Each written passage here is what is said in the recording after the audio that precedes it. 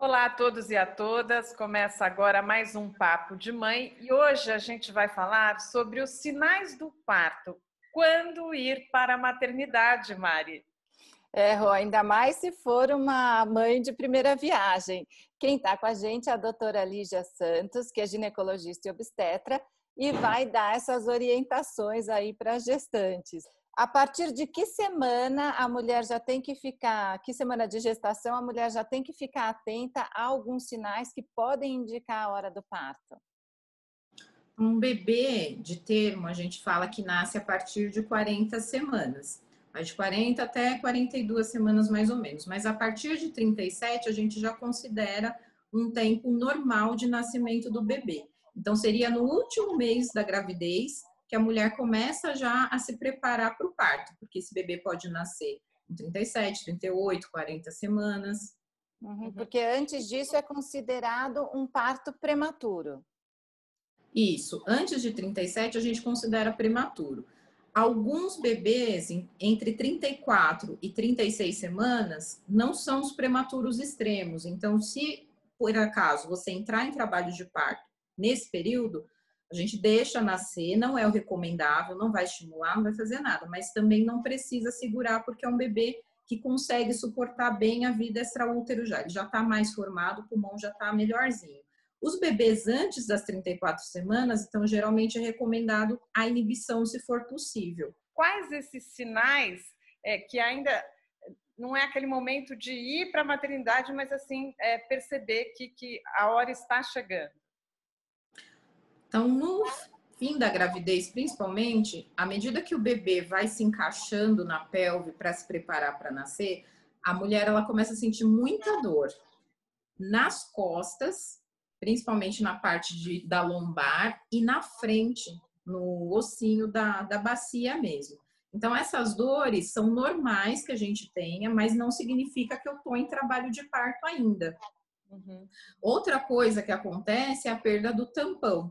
Então, ele vai ocorrer de alguns dias até horas antes do trabalho de parto mesmo, mas o fato de eu perder tampão também não significa que eu estou em trabalho de parto, mas é só uma preparação para que isso ocorra. E aí vão ocorrer também as contrações de treinamento, que são contrações, né? A barriga vai ficando dura, amolece, só que elas são fora de ritmo. Então pode ser que eu tenha 2, 3 de manhã, 4 à tarde, aí à noite eu não tenho nada, no outro dia eu tenho contração de novo. Como que é esse tampão? O tampão, o jeito mais fácil da gente pensar no tampão é como se fosse um catarro, né? Entre o colo do útero e a vagina, então é um catarro, um tecido mucoso grosso que vai sair. Eventualmente ele pode sair com sangue, mas não é um sangramento em grande quantidade. O que é fácil da gente perceber de diferença, por exemplo, assim, é um sangue que parece menstruação? É bastante? Se é assim, não está normal. Mas se são só raias de sangue, um pouquinho que suja a calcinha, muitas vezes é dessa dilatação inicial do colo que faz com que sangre um pouquinho e aí acaba manchando o tampão. O tampão, ele não vai parar de sair, tem que lembrar isso também, né? Que é por conta da dilatação do colo. Então, abriu o colo um pouquinho, aquela secreção, ela vai sair sempre. Então, a partir do momento que o tampão solta ou abre, né, começa a ter como se fosse um corrimento e daí existe um prazo, quer dizer, a partir do momento que começou isso, até quanto tempo depois o bebê tem que nascer? Então, não tem um prazo certo, porque varia muito de mulher para mulher. Então, em geral, mulheres que já tiveram partos normais, elas têm um colo que cede mais fácil com o peso do bebê. Então, às vezes, o bebê ainda não está pronto, ele ainda não deu sinal de que ele quer sair, mas o colo abriu um pouquinho e aí vai ficar saindo aquilo direto. É mais comum em quem já teve parto anterior, mas existe também primigestas, né, mulheres que engravidaram pela primeira vez, que também cede um pouquinho, então essas contrações de treinamento, às vezes elas são capazes de fazer uma dilatação de 2 centímetros, 1 centímetro, e aí já é suficiente para começar a escorrer o tampão. Quando é para trabalho de parto, uns 15 dias antes, mais ou menos, até algumas horas antes do parto, às vezes começa a sair o tampão. Então não tem problema dele sair. desde que eu esteja bem, né? Então, eu não estou com contração, não estou perdendo líquido, meu neném está mexendo, tá tudo bem, espera, porque é só o pródromo mesmo. E, doutora Lígia, quais os sinais de alerta de que chegou a hora de ir para o hospital? Então, são 4 sinais básicos para eu ir para o hospital, que é perda de líquido. Então, quando a bolsa rompe, a gente não dá para ter dúvida, porque é muito líquido que sai. Suja o chão, suja a minha roupa, a cama, se eu estiver dormindo. Então, se a bolsa rompeu, se eu tenho sangramento, sempre tem que olhar. Sangramento na gestação nunca é normal. Então, pode ser até que não seja do trabalho de parto, mas é bom verificar o que está acontecendo. Se eu começo a ter as contrações, então, se eu estou tendo dores, mais ou menos o intervalo a cada 5 minutos, e a contração de parto ela é bem ritmada, é isso que faz o colo abrir. Ter dor espaçada não adianta, mas quando ela vai e volta, dá para contar no relógio. De 5 em 5 minutos eu comecei o meu trabalho de parto. Ou quando o nenê fica sem mexer por mais de 4 horas. No final da gestação, é normal o bebê diminuir a movimentação por conta de espaço mesmo, mas ele não pode ficar sem mexer. Todos esses sinais são sinais de ir para o hospital. Não precisa correr, então dá para... Também não vai esperar o dia inteiro, que às vezes eu vejo, né? Ah, eu vou esperar meu marido chegar em casa. Não, começou, você vai no hospital, veja o que está acontecendo. Se tiver tudo bem, o médico vai te liberar e beleza. Mas tem que ver. Uhum. E eu fiquei pensando, nossa, tive 3 gestações e tenho várias dúvidas ainda. Acho que tem coisas que a gente esquece e outras, nem todo mundo passa por todas essas etapas também, né, doutora Lígia?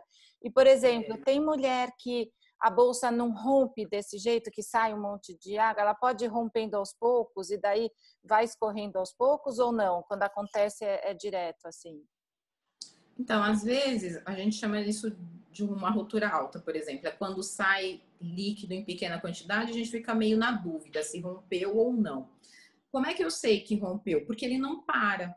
A quantidade de líquido que tem é muito grande. Então, mesmo que não encharque de uma vez, eu coloco absorvente, passou um tempo, esse absorvente ele está cheio de água de novo. Então, a gente sabe que mesmo sendo um fiozinho saindo, aquela bolsa rompeu. E quando a gestante vai para a maternidade, às vezes acontece de ter rompido a bolsa, tudo, mas chega lá não tem a dilatação. Daí como é que é nesse momento? Porque tem aquela história de ficar vendo se está abrindo mais, até para determinar se vai dar certo o parto normal ou não. Então, aí a gente tem que avaliar são 2 pacientes, né? Então, eu preciso avaliar como tá aquela mãe, a história obstétrica dessa mãe, e preciso avaliar como é que tá o bebê.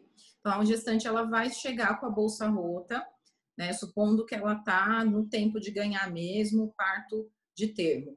A gente faz um exame chamado cardiotocografia, que é um exame para ver se o bebê tem vitalidade, se ele tá bem.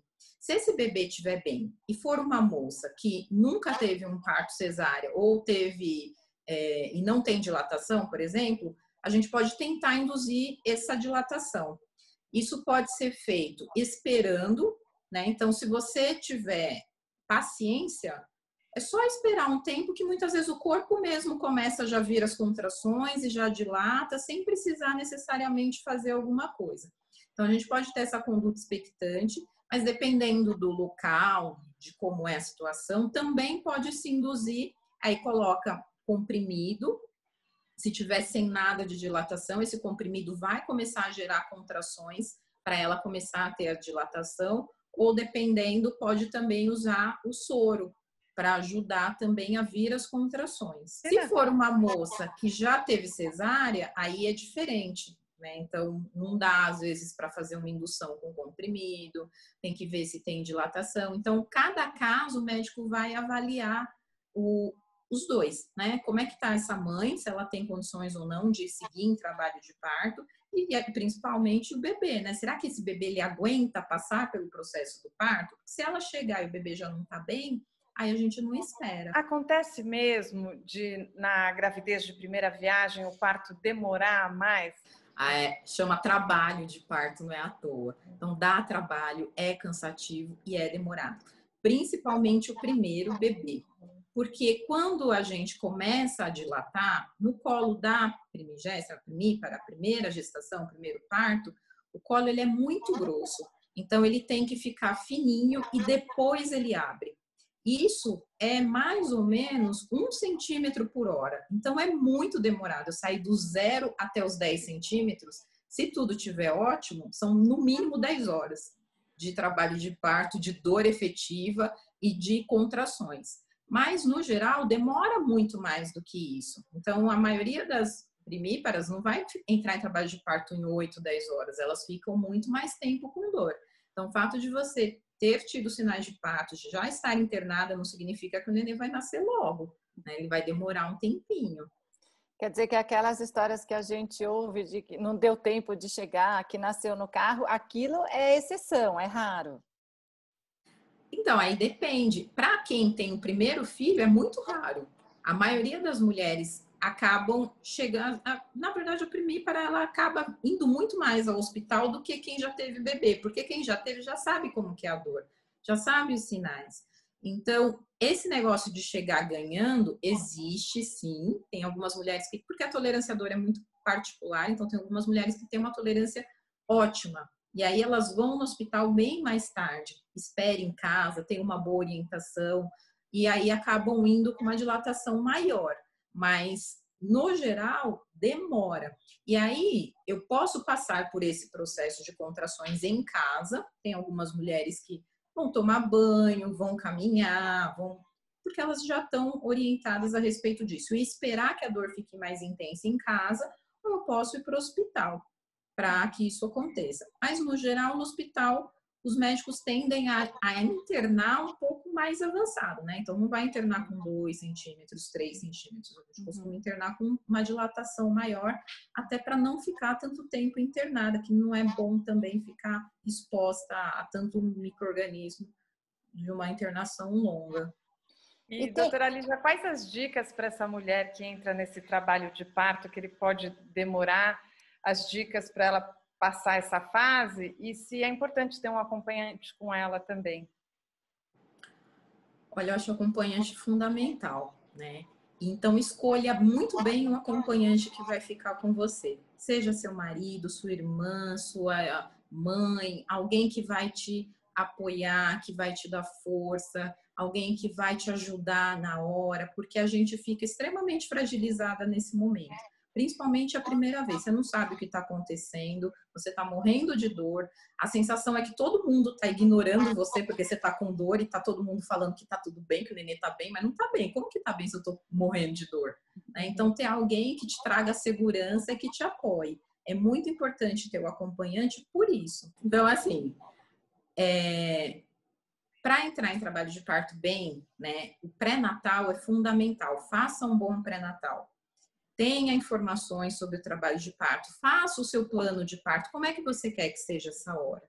Né? Você quer ter anestesia, você não quer, você quer que seja um parto normal, com epísio, sem epísio? Vá planejando, pesquise, faça exercício, que é muito importante, tenha uma alimentação adequada para não ganhar muito peso, que quanto mais obesa eu fico, mais difícil também é o trabalho de parto. Né? A gente não pode esquecer que a obesidade é uma doença, e que a grávida não precisa comer por 2, só porque ela está grávida. E se prepare no sentido de que é um momento da sua vida. Vai demorar, vai doer, não é um momento tranquilo, mas a recompensa é imensa. Né? Depois que a gente pega o nenê, que você sente aquela pessoinha que estava aqui dentro no seu colo, é de outro mundo. Então, vale a pena a dor, vale a pena a espera. E fora os benefícios que o parto normal tem, né? Então, não desista. E é sempre uma emoção para a médica também? Ah, muito. Eu acho que receber alguém, né, que está chegando no nosso mundo é muito gostoso. Você vê aquela pessoinha tão amada, tão querida, de repente tá aqui, e a gente poder ser o primeiro a pegar, né, e colocar na mão dos pais é muito, muito bom. Ai, que gostoso. Parabéns pelo seu trabalho e por sempre nos trazer tantas informações aqui no Papo de Mãe, viu, doutora Lígia? Nossa, eu agradeço muito. Estou à disposição de vocês. Obrigada, viu?